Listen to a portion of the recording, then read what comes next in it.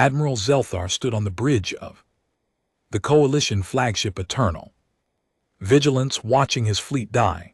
The holographic display showed another defense line collapsing.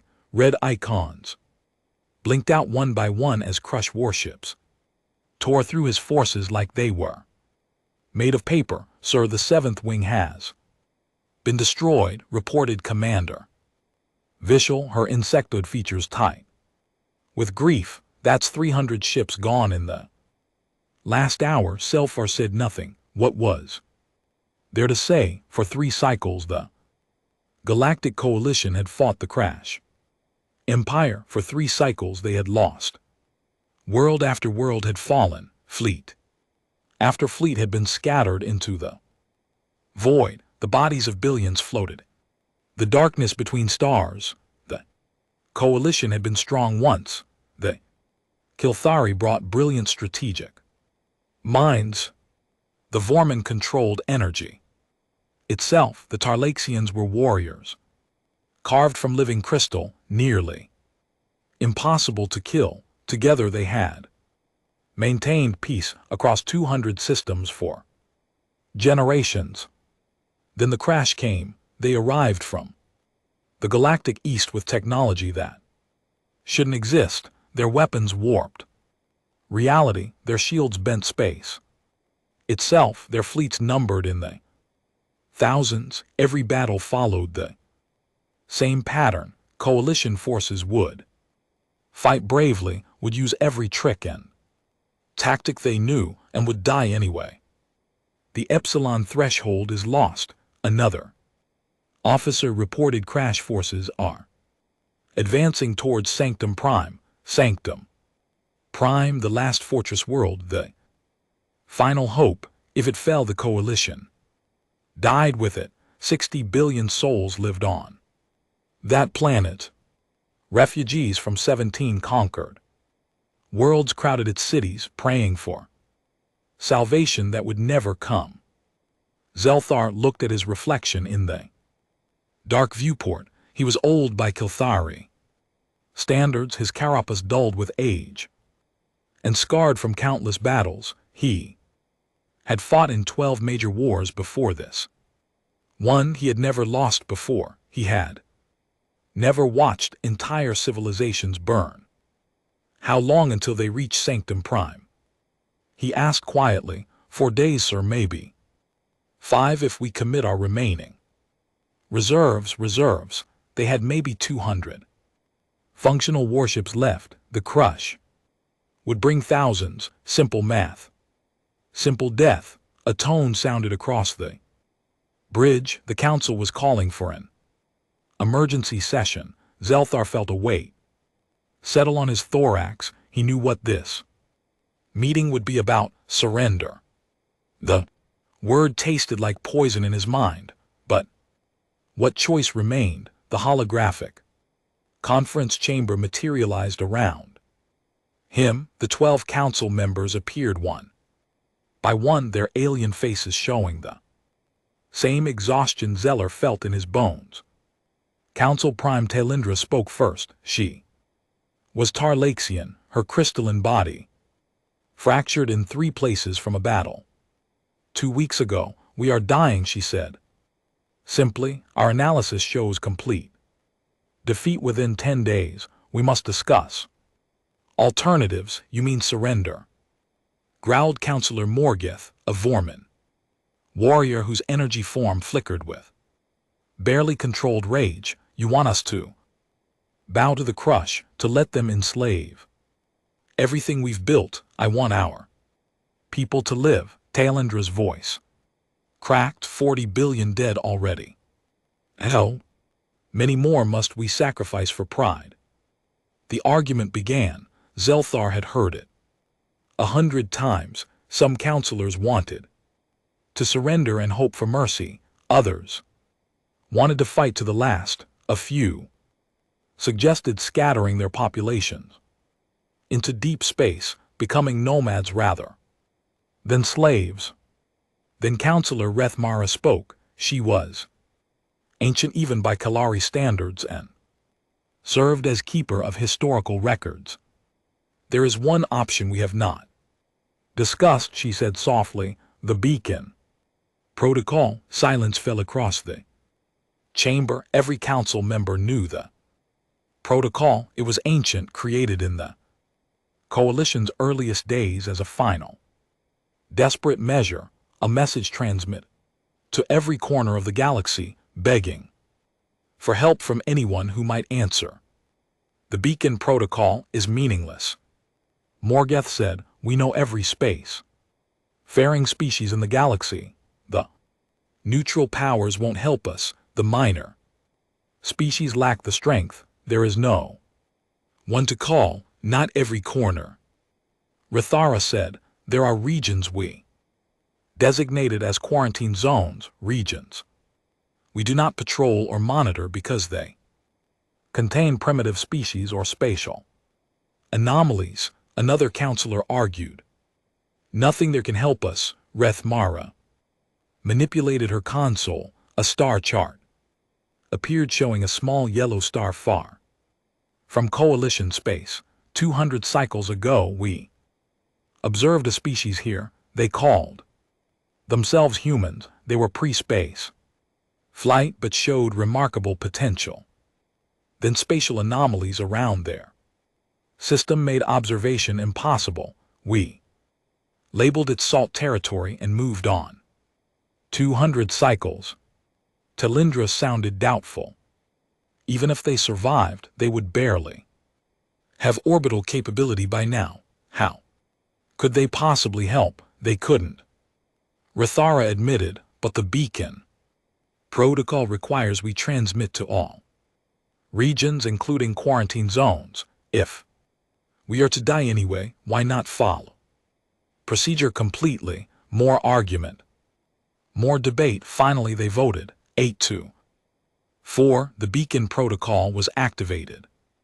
Selfar watched as the message was prepared. It was simple, translated into 5,000 languages and mathematical formats. It explained the coalition, the war, the crash threat, and the desperate need for help. It provided coordinates. It begged anyone listening to respond. The transmission burst outward at faster than light speeds, riding quantum waves across the galaxy. Most signals went to civilizations that had already refused to help. A few went to empty space. One went toward a small yellow star wrapped in 2 centuries of silence. It is done, Rithura said.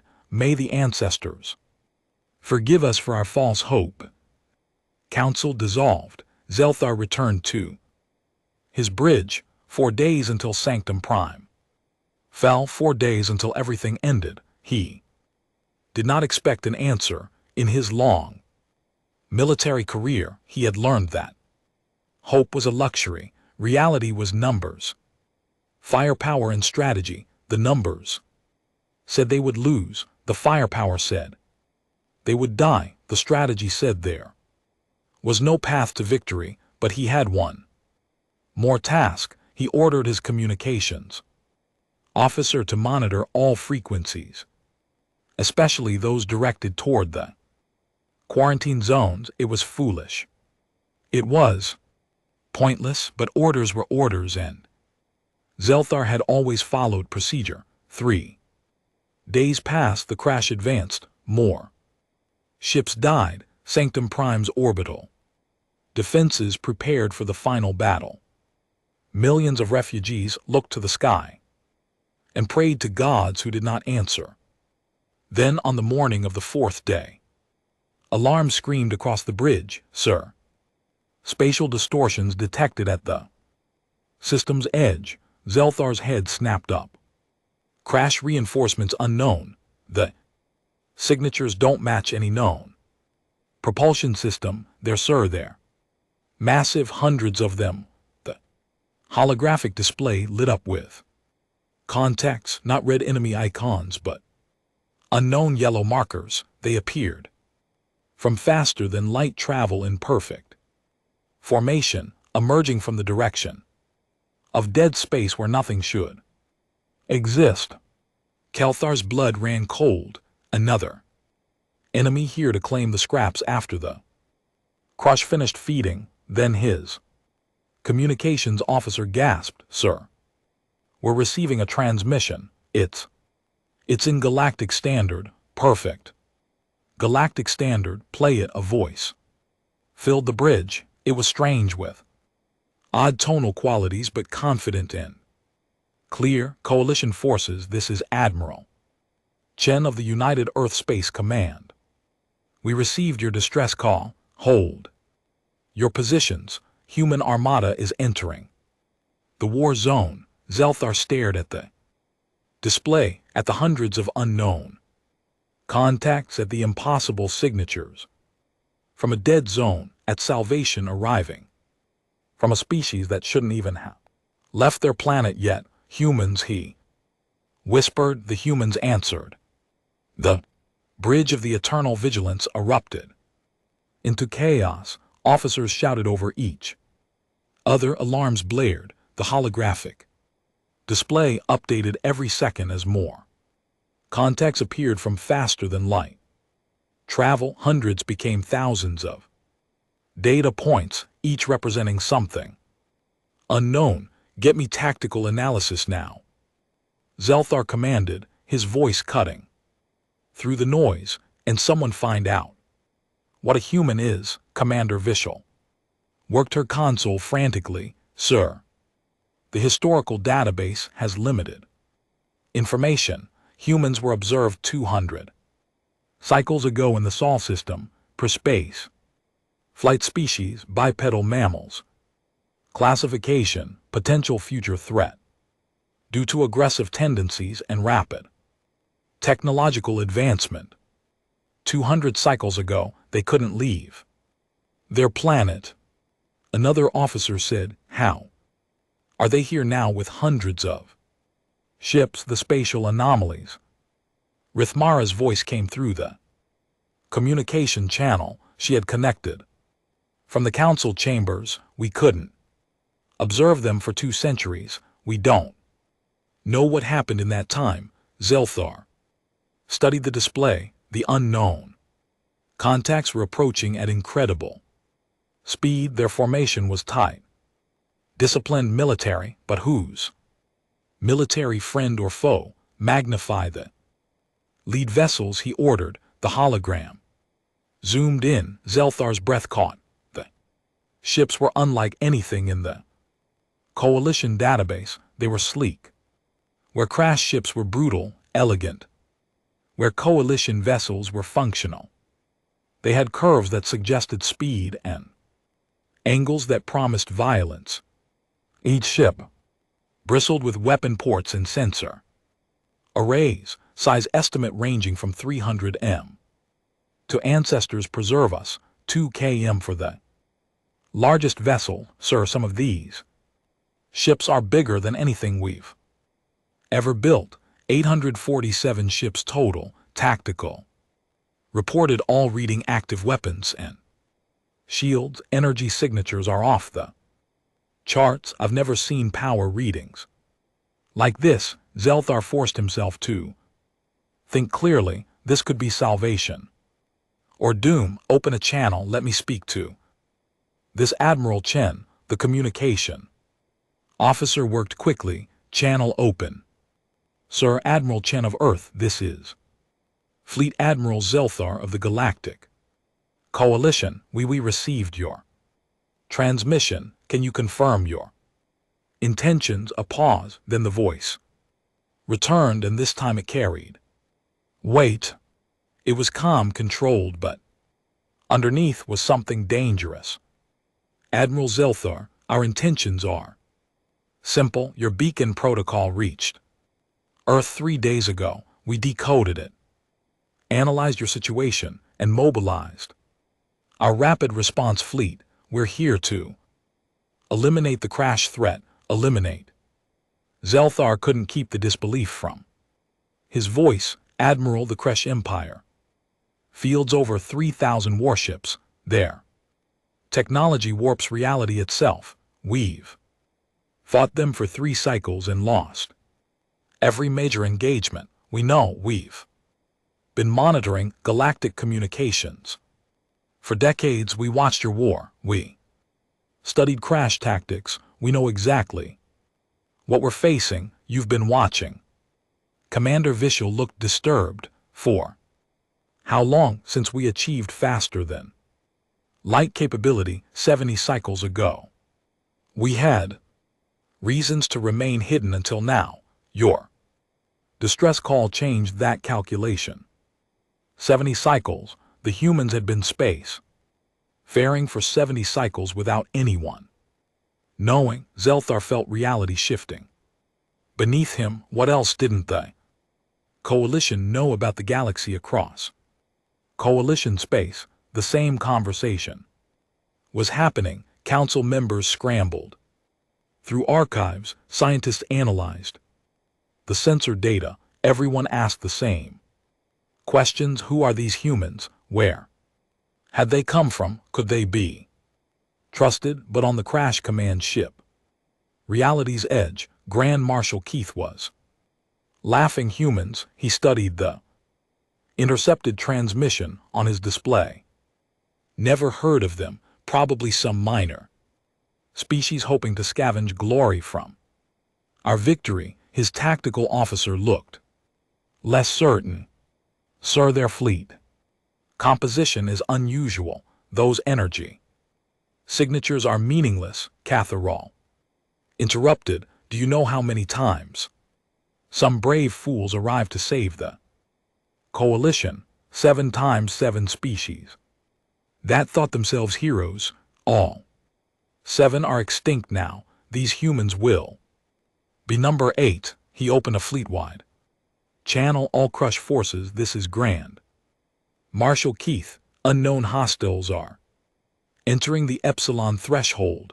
Primary battle fleet will intercept and destroy them. This will take approximately 1 standard hour. Then we proceed to Sanctum Prime as planned. 2,000 crash warships adjusted their course. They formed the Dreadclaw formation, a tactic that had broken 50 Coalition defensive lines. Reality warping shields flickered to life around each vessel. Weapons that could crack planets charged up.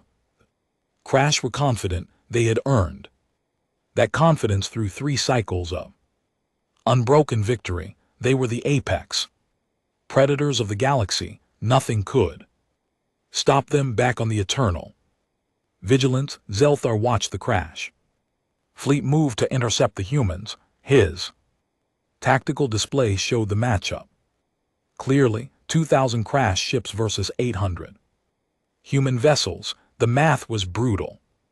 Admiral Chen, he said urgently, the crash primary fleet is moving to engage you. 2,000 warships with reality warping technology. You need to withdraw. Your 800 ships cannot. 847. Chen corrected gently. And Admiral, with respect, you don't know what our ships can do. We've had 2 centuries to prepare for this. 2 centuries. Isolated, evolving, advancing. The galaxy forgot about us. That was our advantage. And but the numbers matter. Chen agreed. But so does technology, so does training, so does doctrine. The crash are strong, Admiral. But they've never fought humans before. They don't know what we're capable of.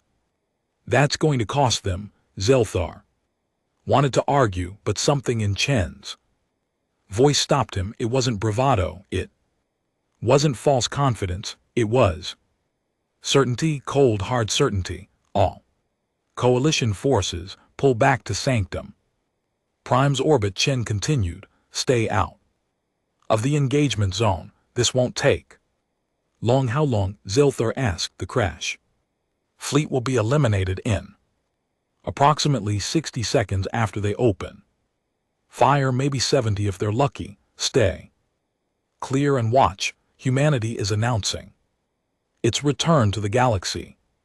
Let the whole galaxy see what happens to those who slaughter the innocent. The channel Closed, Zelthar stared at the display.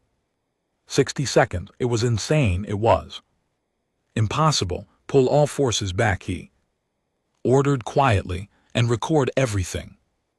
If these humans are about to die bravely, the least we can do is remember their sacrifice. But Commander Vishal was studying her sensor data, her compound eyes wide. Sir, the human ships, they're not acting like any military formation I've ever seen.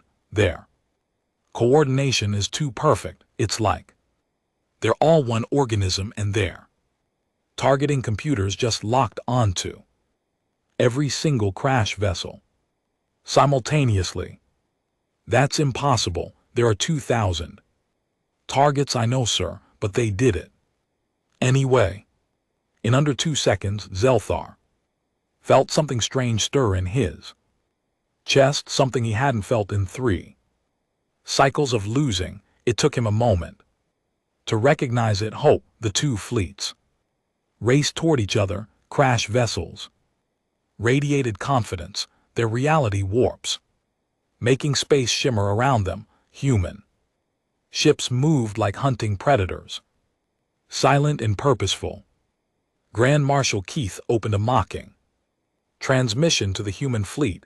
Unknown species, you have one chance to flee before we erase you from existence. Surrender now or die. Admiral Chen's response was immediate. You've got one chance to surrender. You have 10 seconds. Keith's laughter echoed across the communication channels. Kill them all. 2,000 crest ships opened fire, and the galaxy learned what humanity had become in 2 centuries of silence. The crash opened fire with everything they had. 2,000 warships unleashed weapons that had conquered half the galaxy. Reality warping missiles streaked through space. Plasma beams, thick as starships, burned across the void. Graviton bombs that could collapse suns launched in waves. It was enough firepower to destroy planets, enough to crack moons, enough to vaporize any fleet the Coalition had ever assembled. The human ships didn't dodge on the eternal vigilance. Alarms screamed as sensors registered the incoming destruction. Commander Vishal made a sound of horror. Other officers looked away, unable to watch another Allied fleet die. Only Admiral Zelthar kept his eyes on the display. He had seen too much death to look away now. If these brave humans were about to be erased, he would witness it. He owed them that much. The crash weapons hit the human formation, and nothing happened. The missiles exploded against shields that didn't even flicker. Plasma beams splashed off invisible barriers like water off stone. Graviton bombs detonated harmlessly against defensive fields that seemed to laugh at reality itself. Not one human ship took damage, not one shield even weakened. Impossible, Vishal whispered. Those were reality warping weapons. They ignore conventional defenses. How time elapsed since Crash opened fire. Zelthar's voice was steady, but his mind was racing. 10 seconds, sir. On the Crash flagship, Grand Marshal Keith stared at his display in disbelief. Fire again. Full. Spread every weapon. But Admiral Chen's voice cut through the chaos, calm and cold. Your turn is over. Now it's ours. The human fleet opened fire. What happened next would be studied by militaries for generations. What happened next would make admirals wake up screaming. What happened next proved that humanity had not been idle during their 2 centuries of isolation. First weapons to fire were rail cannons, massive electromagnetic accelerators that launched solid metal slugs at relativistic speeds. At 5% of light speed, those slugs hit with the force of nuclear weapons. But these weren't Normal rail cannons, human engineers had perfected them, made them faster, stronger, more accurate. 50 crashed ships died in the first second as metal rods punched through their reality warping shields like they weren't there. The shields couldn't bend space fast enough to deflect something moving at relativistic speed. Basic physics became the crash's enemy. Impossible, Cather said again, but now his voice shook. The second wave of human weapons fired plasma lances that didn't just burn but seemed to cut through shields. At the quantum level, the crash had thought their energy defenses were perfect. The humans had found a frequency that made them useless. 100 more crash ships became expanding clouds of debris. Time elapsed, Seller asked. 15 seconds, sir. The third wave fired missiles that didn't follow normal trajectories. They flickered in and out of normal space using micro jumps to bypass shields entirely. They appeared inside crash ships and detonated. One missile, one ship, 100 deaths. 200 more crash vessels disappeared from the tactical display. Keith screamed. Orders, evasive maneuvers, deploy countermeasures, reality warp to safety. But the human targeting systems were already compensating. Their artificial intelligence predicted every move before it happened. Their quantum computers calculated every possible escape route and closed them all. Their neural link network connected every ship into one vast tactical mind that thought faster than any biological brain could dream. The fourth wave was different. These were weapons the galaxy had never seen. Quantum disruption missiles that didn't destroy matter but simply made it stop existing on this plane of reality where they hit crash ships didn't explode. They just vanished, erased from existence as if they'd never been. 300 more kills. 30 seconds, Sir Vishal reported, her voice numb with shock. Human ships moved through the crush formation like wolves through sheep. Their point defense system shot down every crash missile. Their shields absorbed every beam. Their maneuverability made coalition ships look like floating rocks. They danced through space, each movement precise, each action calculated, each shot a guaranteed kill. The fifth wave combined everything: rail cannons, plasma lances, quantum missiles, and something new: antimatter warheads wrapped in magnetic containment fields. When they detonated, they released pure annihilation, matter. And antimatter met became pure energy. The crash center formation simply ceased to exist in a blaze of light, bright enough to blind. Sensors. 45 seconds. Grand Marshal Keith tried one last desperate tactic. He ordered all remaining ships to concentrate fire on a single human vessel. If they could kill even one enemy ship, it might show that humans could bleed. 400 crush warships targeted the human destroyer, relentless. Every weapon they had left fired at once. The relentless didn't even slow down. Its shields held perfectly, and while the crash wasted their fire on one ship, the rest of the human fleet eliminated 200 more targets. 55 seconds. Sir, withdraw. Keith screamed. All ships, emergency, faster than light. Retreat. But the humans had planned for that too. Around the battlefield, human ships deployed devices that created spatial disruption fields. Faster than light travel became impossible. The crash were trapped. Admiral Chen's voice came through, and now it carried an edge of anger. You wanted war, Marshal. You slaughtered billions. You burned worlds. You made the innocent scream. Did you Think there would be no reckoning, did you think you could kill forever without consequence? The final wave of human weapons fired, every remaining crest ship was targeted simultaneously, rail cannons, plasma lances, quantum missiles, and anti-air warheads all launched together in one perfectly coordinated strike. The battlefield lit up like a newborn star. 60 seconds, Vishal whispered. The light faded, the sensors cleared, the tactical display updated. 2,000 crashed ships had entered the battle. 0 remained. Not one had escaped, not one had survived. The entire crash primary battle had been erased from existence in exactly 60 seconds. The human fleet floated in space untouched. Not one ship damaged, not one shield depleted, not one casualty reported. Silence filled the eternal vigilance bridge. Every officer stared at the display, trying to process what they just witnessed, trying to understand what it meant.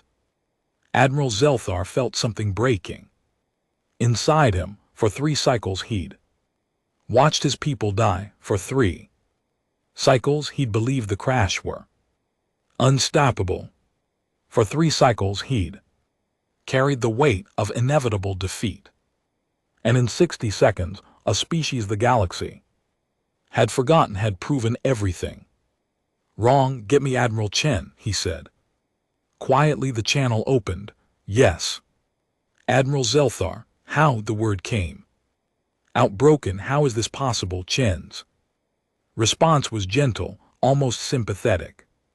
You asked how long we've been watching the galaxy. 70 cycles, I said, but that's not quite true. We've been preparing for much longer. Humanity nearly destroyed itself 200 cycles ago.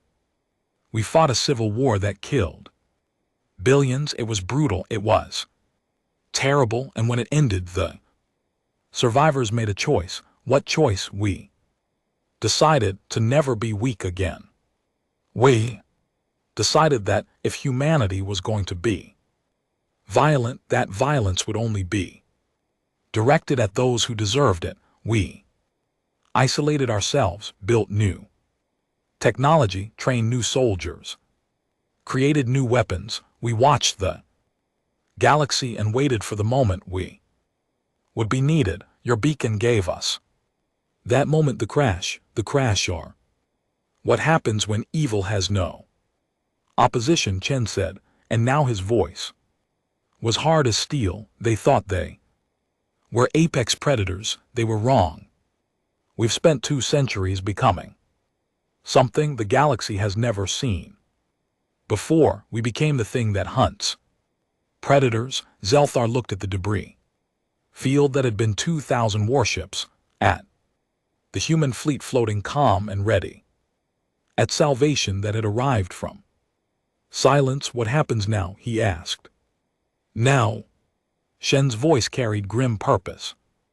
Now we end this war. The crash wanted to destroy the innocent. They wanted to conquer the helpless. They made their choice. We're going to show them what happens when humanity decides someone needs to be stopped. The human fleet began moving not toward Sanctum Prime, toward crushed space, toward the empire that had caused so much death. Zelthar watched them go, and for the first time in 3 cycles, he allowed himself to believe in victory.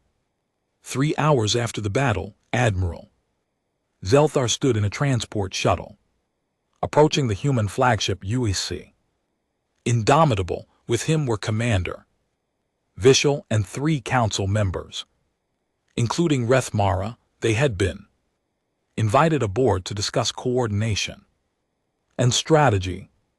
I still can't believe what we witnessed, Counselor Telindra said, her crystalline form reflecting the shuttle's interior lights. 60 seconds, they destroyed 2,000 ships in 60 seconds. The sensor logs have been verified. 17 Times Visual replied, every coalition vessel recorded the same data. It happened exactly as we saw it. Reth. Mara was quiet, studying a data pad filled with historical records. 200 cycles ago, humans were using primitive chemical rockets. They had just sent their first explorers to their own moon. Now they have weapons that make our entire arsenal look like toys. The shuttle docked, the airlock opened, and Admiral Zelthar got his first look at actual humans. They were shorter than Kilari, taller than Tarlaxians, bipedal mammals covered in uniforms of dark blue with strange insignias. Their faces were mobile and expressive in ways that reminded Zelthar of primates, but their eyes held intelligence that was anything but primitive.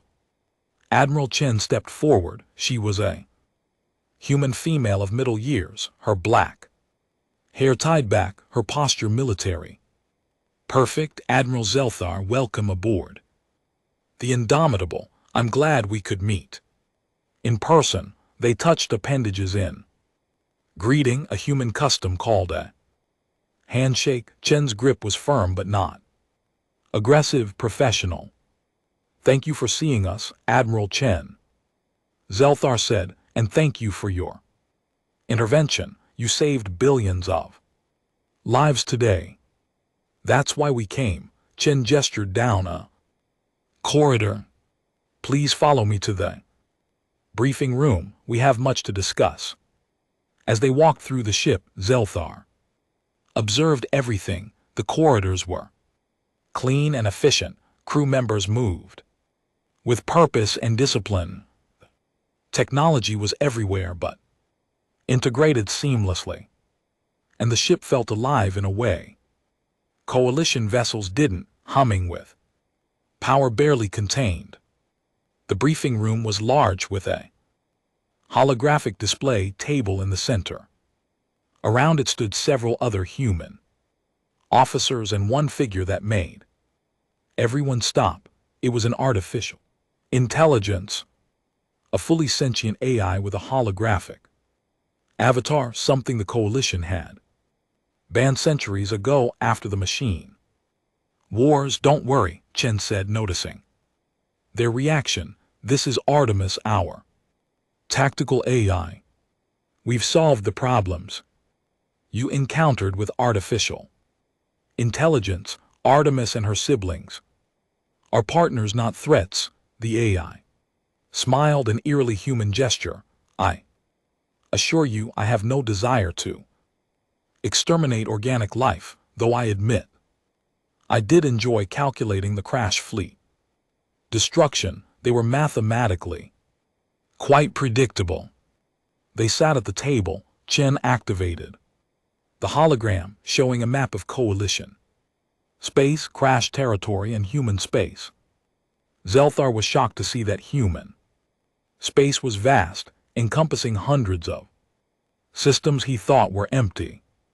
We owe you an explanation, Chen began, about where we've been and what we've been doing. She told them the story. 200 cycles ago, humanity had achieved faster than light travel. They had been excited, ready to join the galactic community, but before they could announce themselves, they intercepted Coalition broadcasts. They learned about galactic politics, wars, and threats. And they learned they were not ready. We were still fighting among ourselves, Chen explained, still divided into hundreds of nations, still carrying old hatreds. If we joined the galaxy, then we would have been weak, exploited, possibly enslaved. So we made a different choice. You hid, Tailindra said. We unified, Chen corrected. The spatial anomalies around Sol were natural, but we enhanced them, made our space impossible to observe. Then we spent 2 centuries fixing ourselves. We ended poverty. We ended war between human nations. We built a true global government, the United Earth. And you built weapons, Counselor Morgeth observed, his energy form flickering with interest. We built everything, weapons. Yes, but also medicine that can regrow. Organs, quantum computers that think faster than any biological brain. Nanotechnology that can build cities or break down pollutants. We took our aggressive, competitive, innovative nature and focused it entirely on advancement. Chen manipulated the hologram.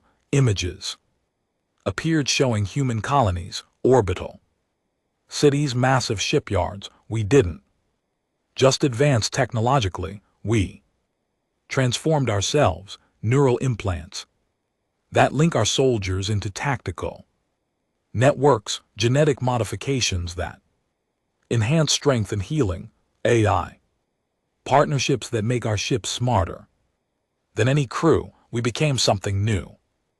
Rithara leaned forward. Why? Why such focus on military power? Because we watch the galaxy, Chen said quietly. We saw the crash rise, we saw them conquer their first world 30 cycles ago. We saw coalition forces try to stop them and fail. We analyzed every battle, every tactic, every technology, and we knew eventually they would need to be stopped. We decided humanity would be ready to do it.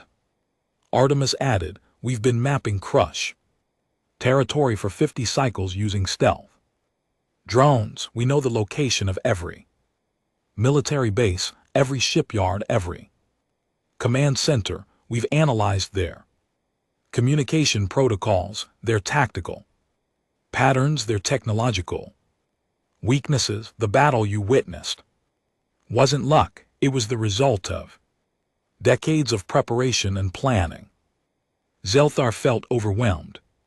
You've been watching us for 70 cycles. You could have helped earlier. Billions died in this war. Chen's expression became pained. I know, believe me, we debated intervention constantly, but we also knew we only get one chance at first contact. If we revealed ourselves too early, before we were ready, the crash might have adapted, prepared. The war might have dragged on for decades more. We waited until we could guarantee victory, and our beacon gave you the justification you needed, Vishal said. Yes, you asked for help. We're not invaders, we're not conquerors, we're responders. The coalition invited us in.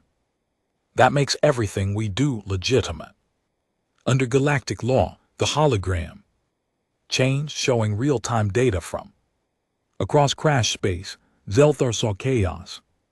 Crash fleets were retreating from every front. Commanders were screaming conflicting orders, and across their communication networks, one word was repeated again and again: humans.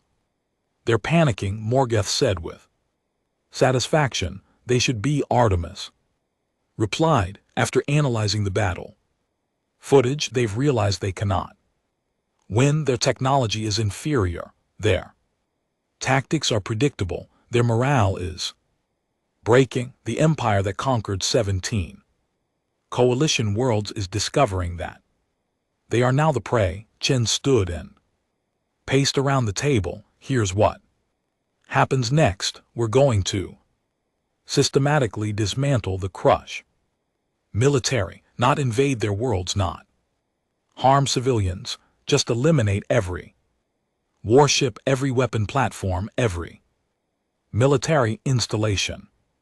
We in LT Unc and GT LL do it quickly and precisely. How quickly?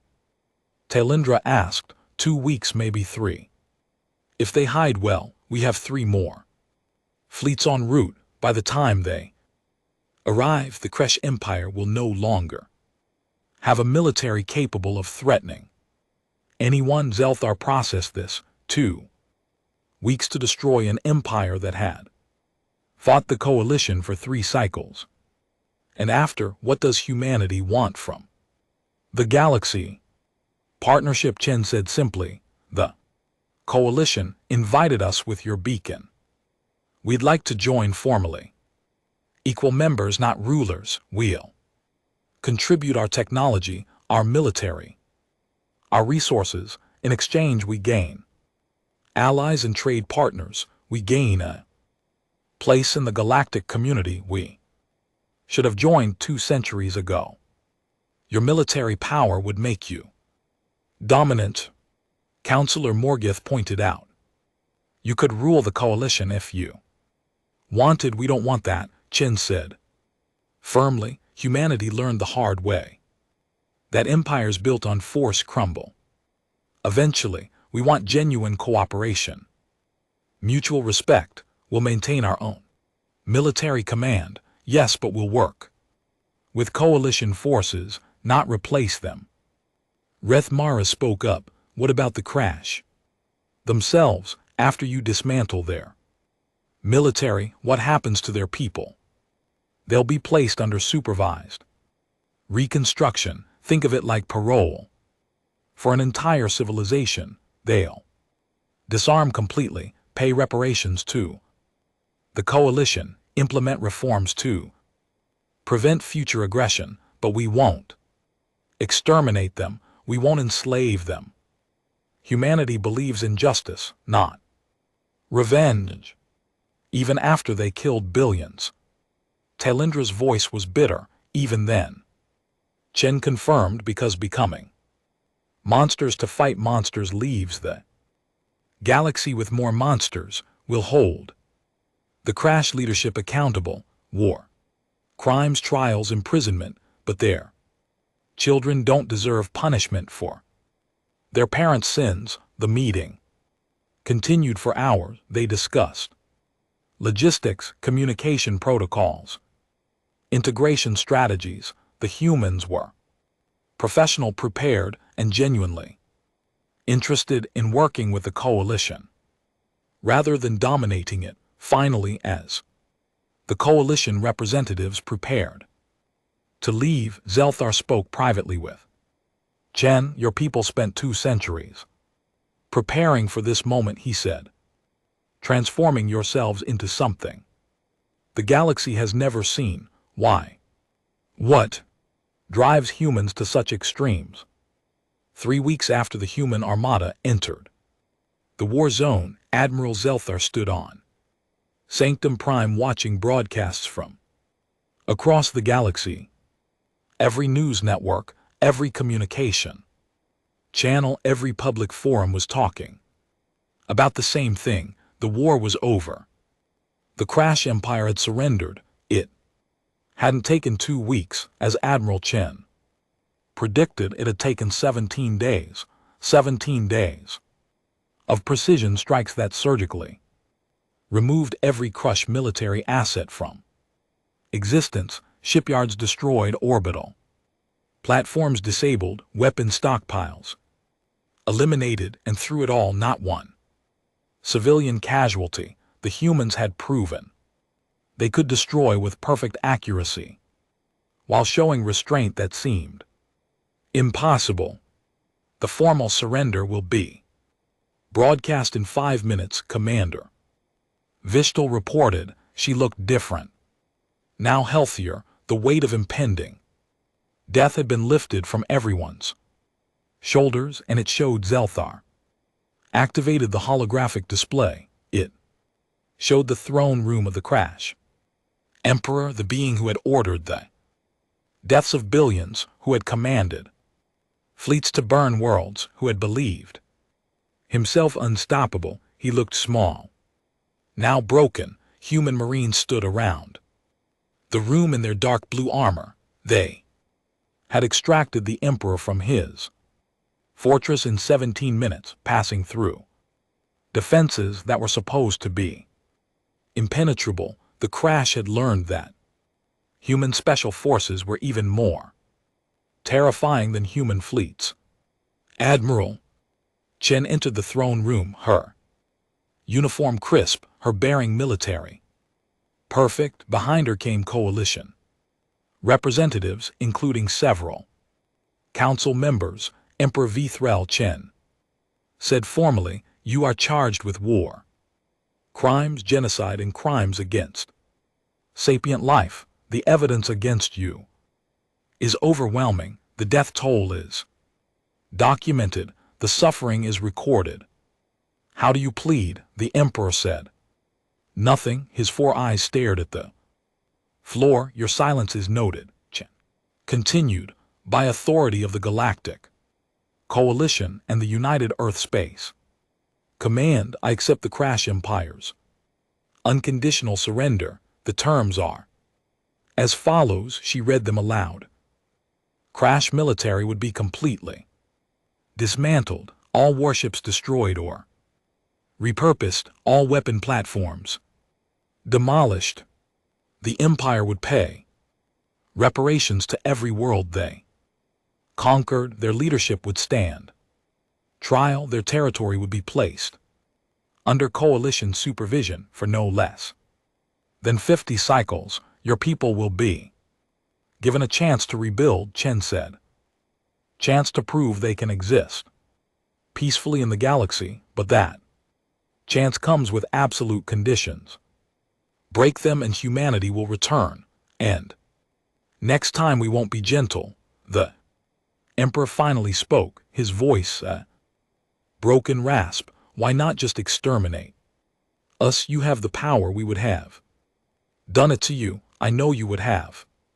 Chen replied, "That's the difference between us. You saw other species as obstacles to remove. We see them as potential partners. Even you, even after everything you've done.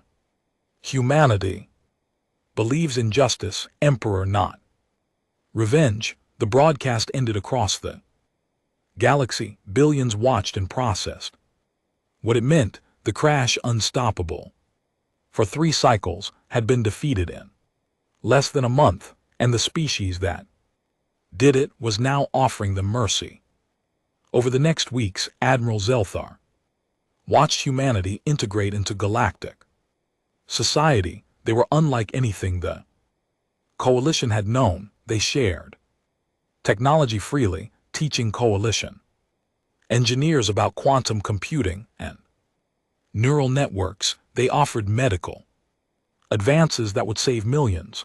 They opened trade relations and cultural exchanges, but they also maintained their military readiness. Human fleets patrolled former Crash territory. Human bases were established in strategic locations.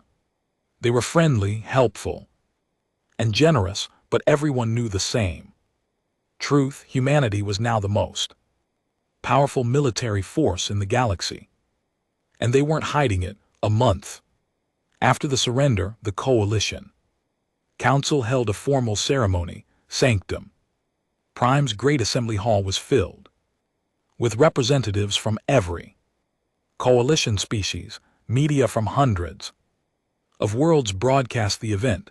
Council Prime tells Sinindra stepped to the podium, her crystalline form repaired and gleaming. 53 days ago we were dying. The Crash Empire was at our gates. Our fleets were shattered. Our worlds were burning. We sent out a desperate call for help, not expecting an answer. She gestured to where Admiral Chen stood with other human representatives, but the universe surprised us. A species we thought primitive, a people we had forgotten, answered our call. They didn't ask for payment. They didn't demand concessions. They simply came when we needed them most. Today we formally welcome humanity into the Galactic Coalition as equal members. We offer them not just gratitude, but partnership. We recognize that the galaxy is better with humanity in it. Stronger, safer, more hopeful. Applause filled the hall. Admiral Chen stepped forward to accept the formal membership documents, but before she could speak, Taylindra held up a hand. There is one more matter, the Council Prime said. Admiral Zelthar, please step forward. Zelthar was confused, but he obeyed. He stood next to Chen at the podium, unsure. What was happening? Admiral Zelthar served the coalition for 70 cycles.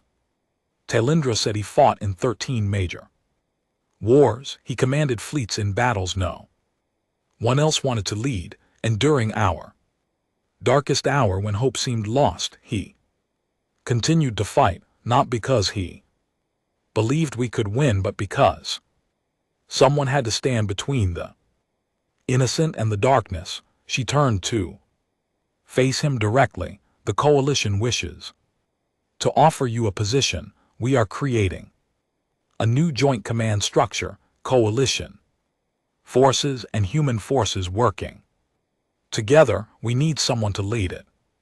Someone both sides respect, someone who understands sacrifice. Admiral Zelthar, will you accept the position of Supreme Commander of Coalition Defense Forces?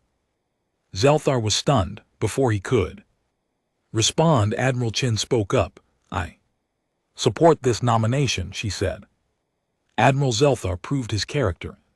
The worst circumstances possible, humanity would be honored to serve. Alongside him, the hall erupted in applause again.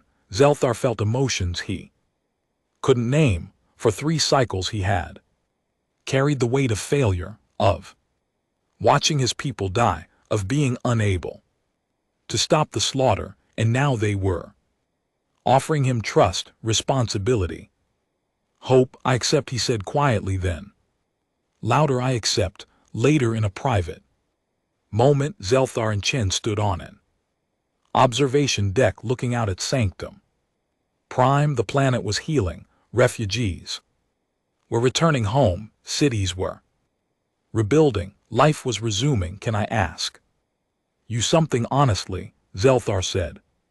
Of course, your fleet could have arrived sooner. You were watching the war. You knew we were dying. Why wait until the last moment? Chen was quiet for a long moment, because if we arrived too early, the crash would have retreated, regrouped, adapted. The war would have continued, but by waiting until the crash committed everything, until they thought victory was certain, we could eliminate their entire military capability in one coordinated strike. It was a calculated risk. Billions died. While you calculated, I know. Chen's voice carried genuine pain. It's a decision that will haunt me forever. We could have saved more lives by acting sooner, but we might have caused more deaths in a longer war. Command means making terrible choices. Admiral, you know that better than most. Zelthar did. No, he had made his own terrible choices during the war. What happens now? You've defeated the crash, joined the coalition, become the galaxy's dominant power. What does humanity want? Long-term peace, Chen said simply.